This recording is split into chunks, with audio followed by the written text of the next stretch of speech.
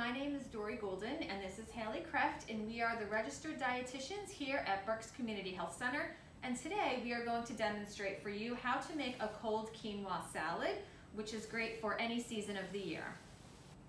So we're going to start with our quinoa, and I actually have it already prepared for us, but in order to prepare quinoa, you would take 1 cup of the dry grains and you would boil it with 2 cups of water or broth or any sort of liquid that you prefer for more flavor.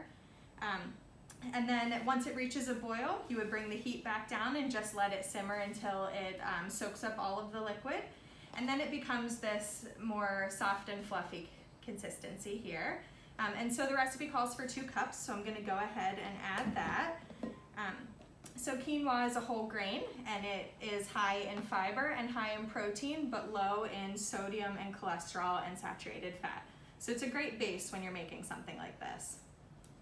Okay, now I'm going to go ahead and add the beans here. So we have garbanzo beans here. This is about a can of garbanzo beans, and this is a great addition to any salad or any cold grain salad because beans and legumes are a great source of fiber, a great source of protein. They can be low in sodium depending on what kind you use. They also are low in fat and low in cholesterol. So here, I just wanted to show you kind of what the difference is between bagged beans and canned beans. So bagged beans can be a little bit cheaper. This was about $1 for this bag, and it has a couple different servings in it. Takes a little more preparation time because you do need to soak the beans overnight or use a pressure cooker. If you're kind of, stretched for time and you don't have bagged beans, you could always use canned beans. So you could always look for reduced sodium or low sodium beans if you're concerned about salt content, because canned foods can have more salts than, a product like the bagged beans. Now, otherwise, you should put your beans in a colander and rinse them, so then you can also get off about 40 to 50% of the salt, and you want to discard whatever liquid that they come in because that also retains some of the salt.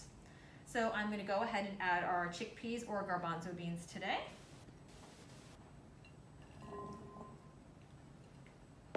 And those were already rinsed. Just kind of stir this up a little bit here. And you can use any beans. You don't have to use garbanzo beans. You could use black beans, pinto beans, chickpeas, white beans, whatever kind of beans you like. And they really make you feel full because they have more fiber and protein. So next we'll move on to our fresh vegetables. I have a red bell pepper, celery, and then I also have minced garlic and green onion. And so with our vegetables, we're just looking for some color and some crunch, so these are a great way to do that.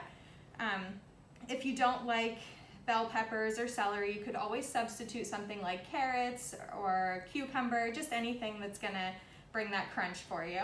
And the main thing that our vegetables do for us here is add our vitamins and some more fiber. So I'll go ahead and add this. It's 1 full bell pepper.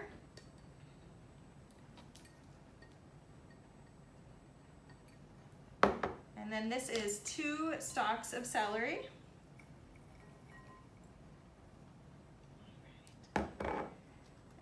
1 clove of garlic minced, and 1 full green onion. I used the green and the white part.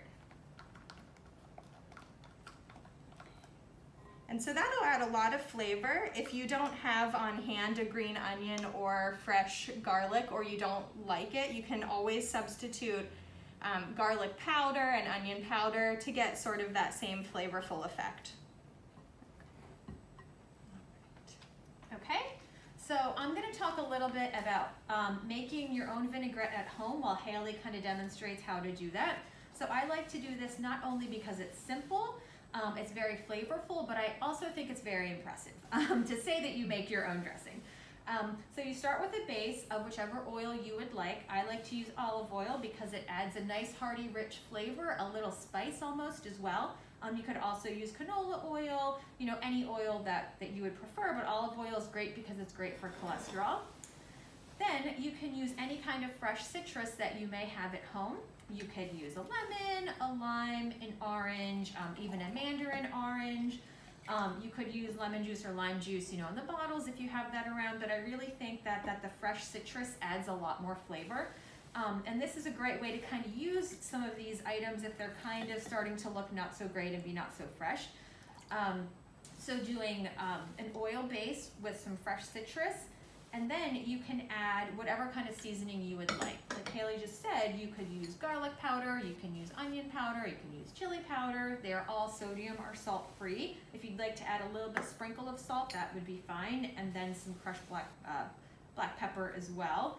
And you could also, you know, add other seasonings that you and your family might enjoy, but it's just very simple. And you just stir it up a little bit, and then you can add the whole thing to your recipe here. So I mixed that up. I'm just gonna drizzle this right over top.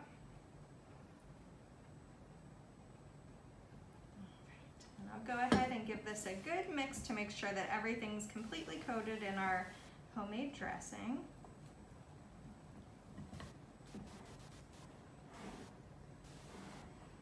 So again, a cold grain salad could be a great addition to any meal. You could also have a warm grain salad. So you could cook your quinoa and then assemble all the ingredients while it's still warm, or you can make the quinoa ahead of time, even on a weekend, and then assemble this during a weeknight when you don't have a lot of time. So again, this is a great way to add fiber and protein to your meals, or even as a snack. All right, and then so there's our finished product, nice and colorful.